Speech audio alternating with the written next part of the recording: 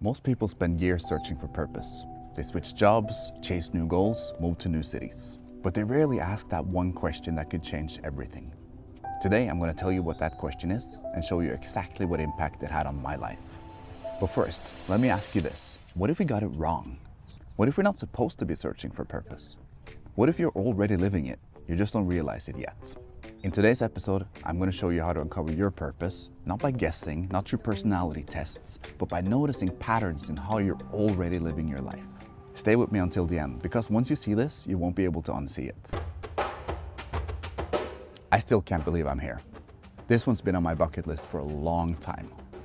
Angkor Wat in Cambodia is the world's largest religious complex, originally containing about 1,000 temples. It was first built as a Hindu temple 1,000 years ago and later converted to Buddhism. Both religions are still practiced here today, hand in hand. And some of the temples were even purposefully built to honor both Hinduism and Buddhism. Angkor Wat changed identities. It was rebuilt, transformed, but it's still delivering on its original purpose. A place for introspection, meditation, and worship. And what better place to talk about purpose than a place that's a physical representation of transformation while staying true to its core. So let's talk about Dharma. In Hinduism, Dharma or purpose is something you were born with. It's not something you choose, it's something that chooses you. Your job is to remember it. And in Buddhism, Dharma becomes a practice. It's not just who you are, but it's how you choose to live your life. So here's the beauty of it. Dharma is effortless. When you figure it out and start living it, life feels less forced. You stop wasting energy on being someone you're not and start living your true life. Jay Shetty said it best. You can't be anything you want, but you can be everything you are. Now this is important.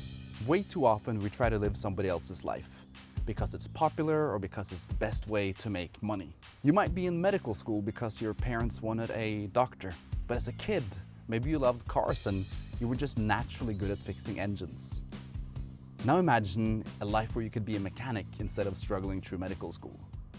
The goal isn't to become someone important, but to let who you already are do the work. But how do you know who you already are? Author Sahara Rose explains it through 9 Dharma archetypes.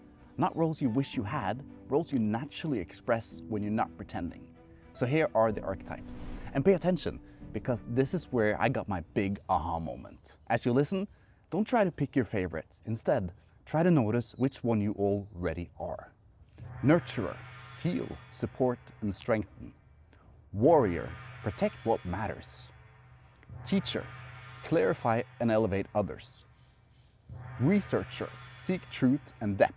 Artist, awaken emotion through beauty.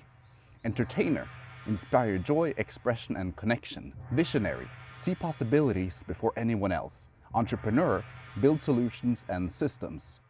Activist, challenge systems and spark change.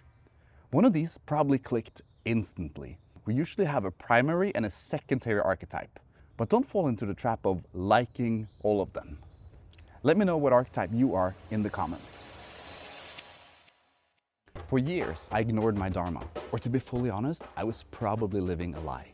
I chased jobs that made me look successful. Strategy consulting, corporate leadership, tech startups, investor. I so much wanted to be an entrepreneur that I made it my identity. I got the titles, I got the results, but I was exhausted because I was playing a role instead of living my Dharma, instead of being my true self.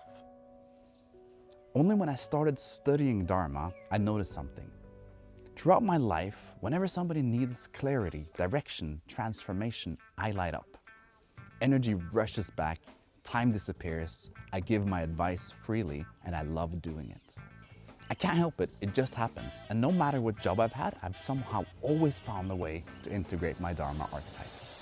Teacher, visionary. That's who I am, that's who I've always been. When I stopped chasing what looked impressive and started expressing what felt natural, everything changed. Now that I know my Dharma, I can start to look for ways to live it, ways I can use it to serve others. And when I do, it feels effortless. More energy, better results, deeper impact, more joy. These temples didn't lose their purpose when they changed religions. They evolved and they found a new way to express it. Your career can change. Your skills can change. Your passions will change. You evolve, but your Dharma stays the same. So stop searching for purpose and stop looking for that perfect job. Instead, let's uncover who you already are and figure out how to express it. So how do you uncover it? Many traditions say we're born with natural abilities that point us towards our Dharma. Things we are naturally good at, which also gives us joy. You might have heard of unique ability or sort of genius. Same thing. If we lean into these abilities and find ways to use them in our lives, we are living our Dharma. So let's do an exercise. Answer these 3 questions super honestly, and you'll never look at your life in the same way again. 1. What did you love to do as a child, and what do you still gravitate towards? 2. What activity makes you lose track of time? 3. What do you naturally offer others even when you're not getting paid for it? Don't look for what's impressive.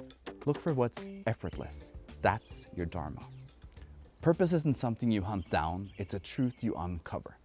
It's what you naturally become when you stop fighting against it. Remember, you can't be anything you want, but you can be everything you are. My next stop is Laos, so make sure you like and subscribe to see what concepts reveal themselves next as I continue reflecting my way through Southeast Asia.